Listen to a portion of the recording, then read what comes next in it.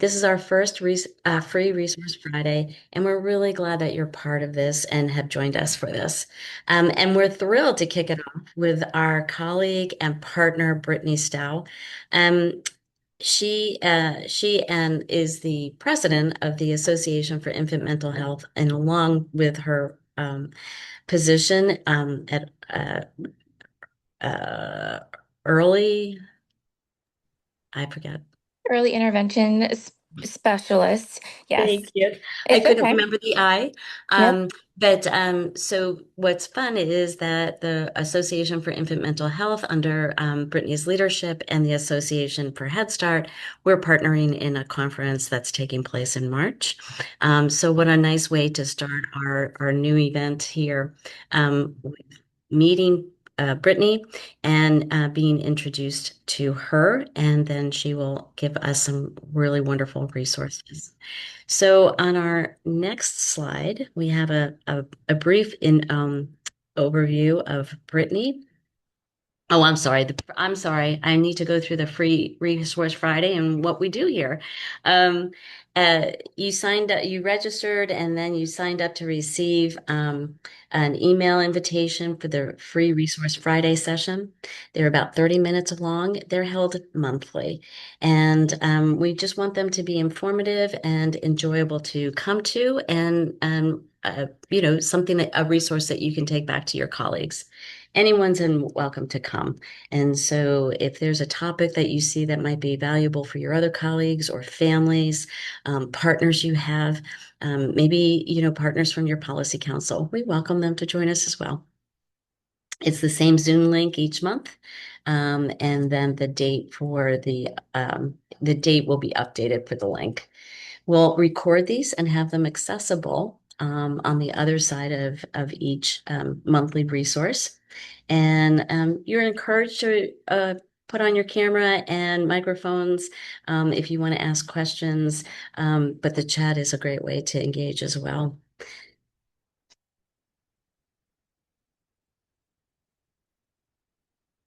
All right, and here's a little bit about Brittany Stough, but I also welcome Brittany to come off mute and introduce herself and tell us about her many roles. Welcome, Brittany. Good morning. Good morning. Thank you, everyone. And thank you for the nice introduction, Kara. I wear many hats. One of them, my primary, I guess you could say my primary one, is I am the program director for an early intervention provider in Pennsylvania. And we service several counties throughout the state. Actually, we're in the central region of the state, the western part, and the east. We recently just um, grew our company in the eastern part of the state as well. And so I'll give a little comparison here. I am just one of the many providers within the early intervention system. And so kind of just like, they're the hospital system, like UPMC or WellSpan, that's the bigger entity, but then there's a bunch of, physicians, providers available. So just to give you a little comparison. And so I'm joining you today to talk about the free resource, as I know it is, which is infant toddler early intervention. And I approached this today just to talk about, I kind of set it up in a way like 5 things you didn't know. Um, just we find that a lot of times providers, families, early childhood education centers might not know how they can utilize early intervention or when they could refer.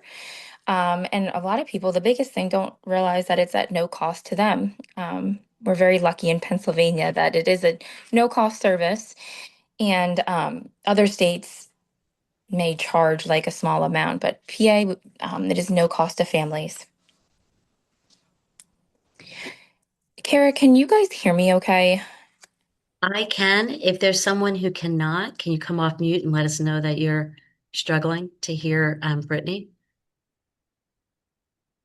I think we're good, Brittany. Thank you. Okay. So full disclosure, I my internet went down at my house here at 8:48, And so, like, I'm on my cell phone right now, so that's why I was asking. I'm hoping that you guys can hear me okay. I'm also in my daughter's pink room. I don't even know if you can see her messy bed behind me. But I didn't have time to put up a virtual background. So apologies in advance. But we can okay, you already have it up here. Thanks, Yes. Brandy. Okay, you can go to the next slide.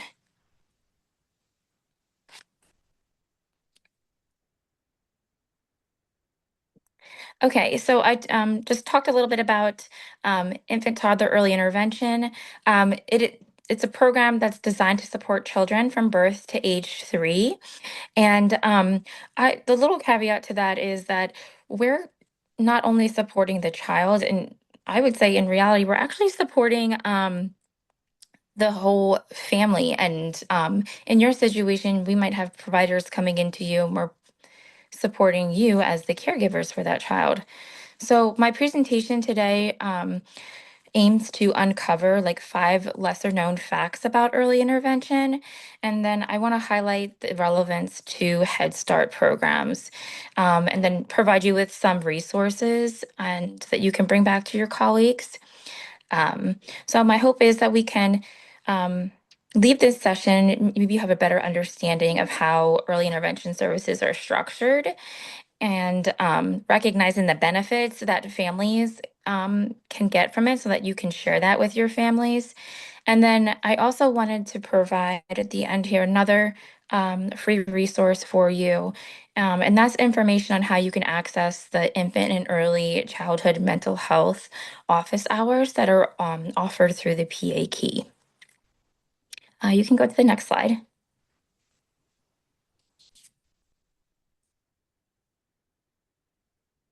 You can skip over that. Sorry. Next one. Thank you. Okay, so early intervention, we are a family centered service, just like you guys are in Head Start. So we partner with the family, um, and this is one of our most important aspects of early intervention is that we are family centered. And so rather than focusing solely on the child, the services are designed to empower families by coaching caregivers to integrate developmental strategies into everyday routines, like mealtime, play, and transitions. And so I'm probably preaching to the choir here, but this approach builds caregiver confidence. And so we want to be able to give caregivers the tools that they can use, because we're not going to be in the home all the time, like our services specifically, and at age 3. And a lot of times, our goal is to get in and out of there as quickly as possible, because we want to be able to give those skills to the caregiver so that they can use them when we're not there. So some examples of how we can support families. We teach parents how to use language-rich interactions during like diaper changes or incorporating motor skill activities into playtime. And then we also, a lot of times, we work alongside Head Start staff. When I was providing direct services before I stepped into my role as a program director, a lot of times I would hold my sessions with Head Start home visitors. So it's a great partnership there, especially because our goals really align, specifically around the family. Go to the next slide.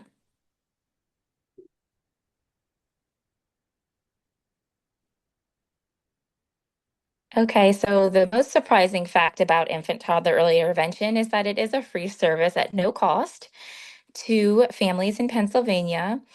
And this eliminates, barriers to families who might otherwise hesitate to seek support due to, financial concerns or insurance. For Head Start providers, this is an important message that you can share with families, because many families, as I mentioned earlier, are just unaware of it. Um, and if we can let parents know that EI services are accessible regardless of their income, um, we can partner together, EI and Head Start, to help reduce stress and encourage families to get referrals in early so that we can support them with their child's development. You can go to the next slide. So another little known fact is that anyone concerned about a child's development can initiate a referral. So parents, Head Start staff, pediatricians, even family friends, no formal diagnosis is required to make a referral. Um, you just have to have developmental concerns alone, and like that's sufficient enough. And I would even say, maybe there's not a developmental concern yet, but maybe there is a child that's at high risk. And we serve a lot of children that are involved with foster care or children and youth. And sometimes those kiddos are at a higher risk of having developmental delays, especially in the social emotional category of development. Um, but the referral process, it typically involves discussing concerns with the family. I do recommend that you get consent from a family and that you make the referral. And so while anyone can make the referral, it is a good idea just to let them know that you would be doing that. Um, and you can there's a state hotline, it's the Connect helpline. Um, and at the end of this presentation, I will share information. I have a QR code. You now can make a phone call to the Connect helpline, but even easier now, you can fill out a form online. And I actually just made a referral for a family member using the online form, and they got their evaluation and everything, and so it works. They're getting the information, so I can vouch to that for just from personal experience. Okay, you can go to the next slide. Thank you. So this is my other kind of big thing I like to share. Early intervention covers way more than speech. Many people associate early intervention primarily with speech therapy, but it encompasses all five of the developmental areas.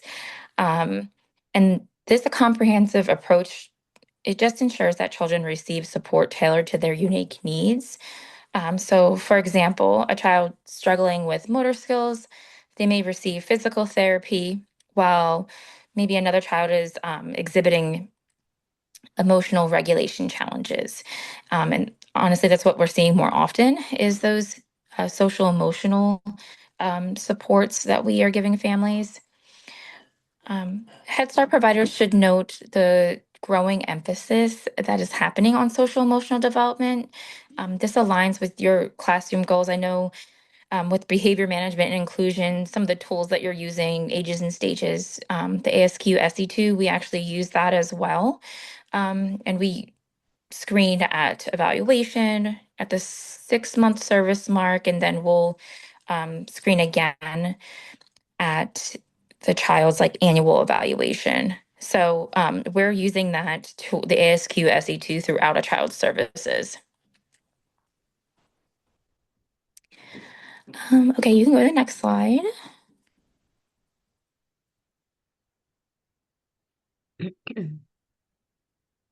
My favorite part of early intervention is that services happen where life happens. So they're delivered in the natural environment, such as homes or the Head Start classroom.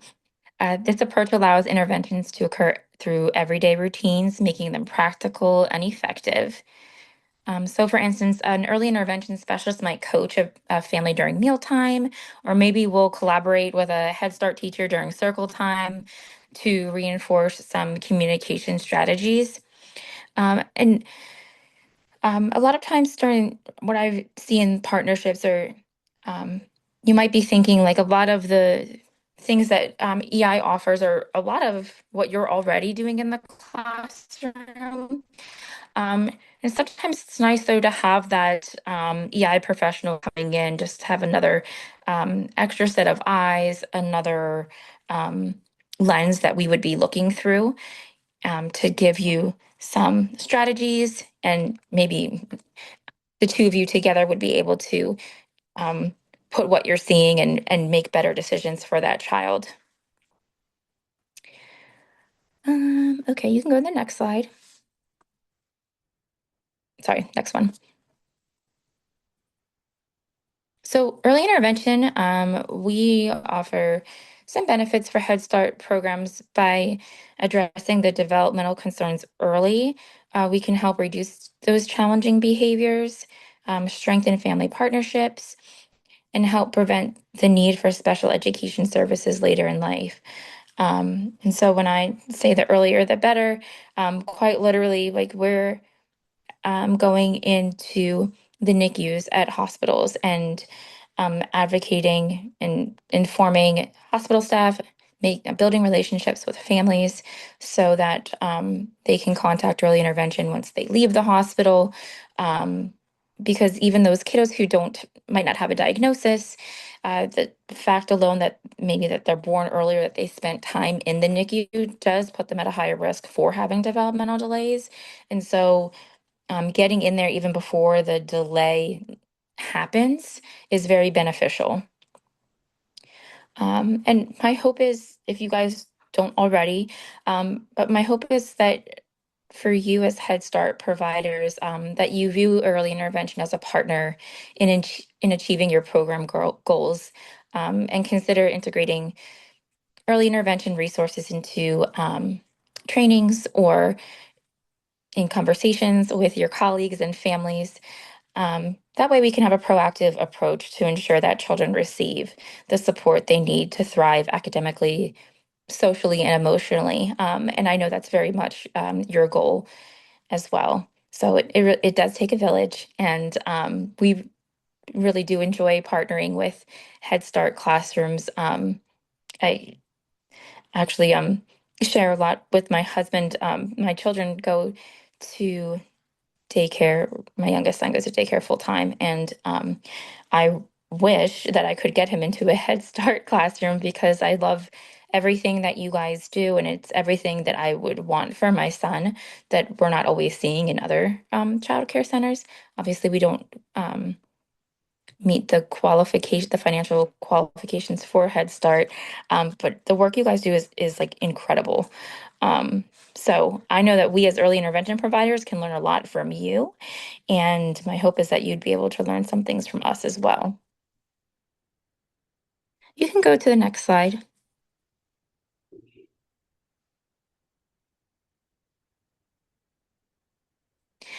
Okay, so I lumped this in here because while it's not a service that is provided through early intervention, it is offered through the PA key, and something you may or may not heard of, or maybe you heard of it, but you're not quite sure how you were able to utilize it. But the Pennsylvania Key offers infant and early childhood mental health office hours. And those office hours provide virtual consultations for educators, caregivers, and families. And so you, as a Head Start provider, can go to one of these office hours and you can bring your questions or concerns around social and emotional behavior concerns.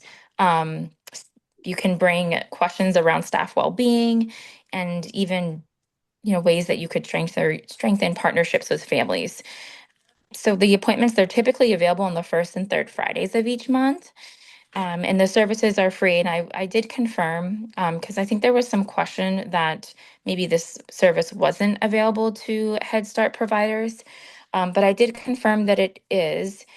And Brandy or Carrie, you might have to, I just want to share, uh, you might have more familiarity with this, but when I was confirming about the ICMH office hours for Head Start providers, the Mhm. response that I got was that any early childhood system provider can use it and families. Um, it just doesn't mean that Head Start met their MH, MHC performance standard. You might Yeah, that know what that makes means. Okay. sense. Yes, Okay. yes. And so our programs, oftentimes now they have mental health staff on staff. Sometimes they're consultants, sometimes it's a combination.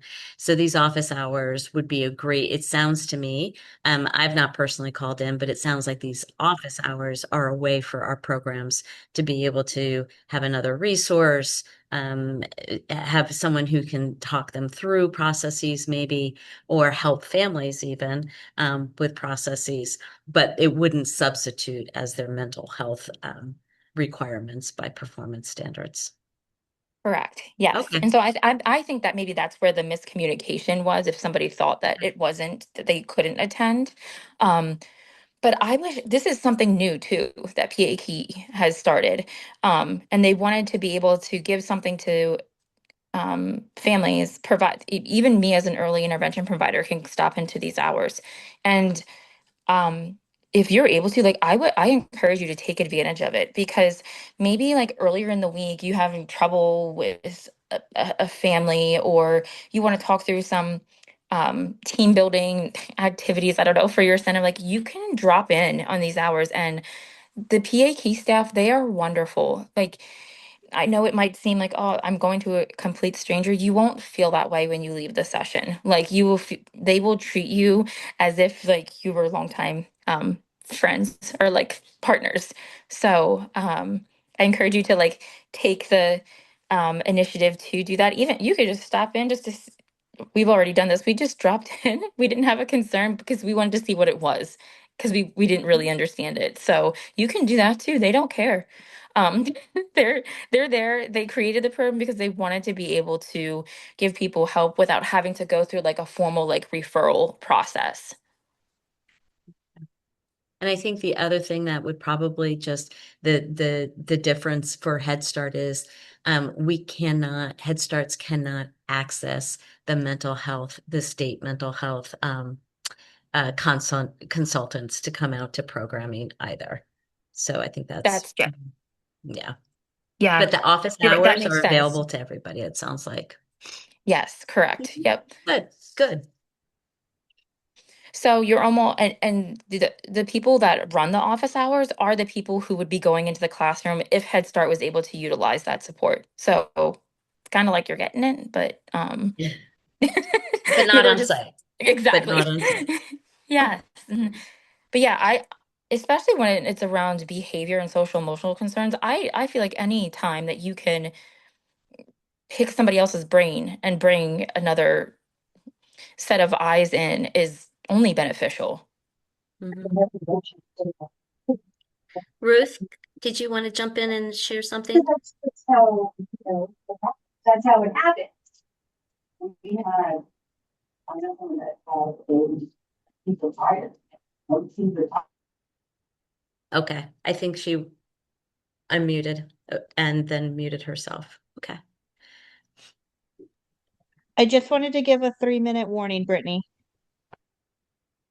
Yeah, this is my last slide, and I'm sorry. I think I realized I didn't. I said I had QR codes, and they're not on here. So I can, but I can send them. In case I can send the link and the QR code to you. So Okay. that way, if it's easy to scan the QR code for the infant, the virtual office hours, and then a QR code for the EI referral form that's online. That sounds great. Well, I welcome other the folks who have joined us here today. We've got an expert with Brandy or Brittany, excuse me, and Brandy, but with Brittany in early intervention. So I welcome any questions folks may have or things that you were hoping to learn today or maybe be able to talk about today in this session.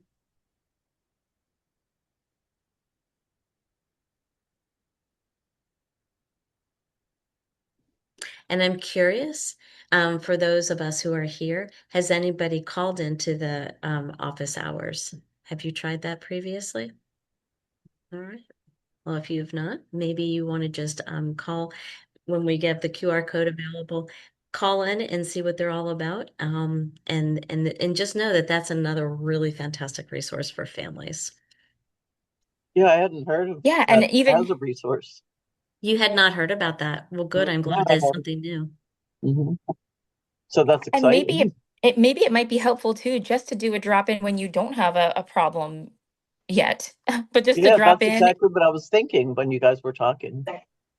Yeah, just so you know like how to access it, and like you could ask more questions then too of like what it entails and like what they can provide. Hmm. Yeah, so I'm very glad that I got on today. Well, good. We're glad you were here today too. Thank you. So Brandy is asking us, let me get down to that. Put a one in the chat if you knew of the office hours, and two if you did not know about the office hours. And that's just a nice way for us to kind of get some intel and some data, and on our end, what can we do to be promoting those things like this more too? Awesome. All right.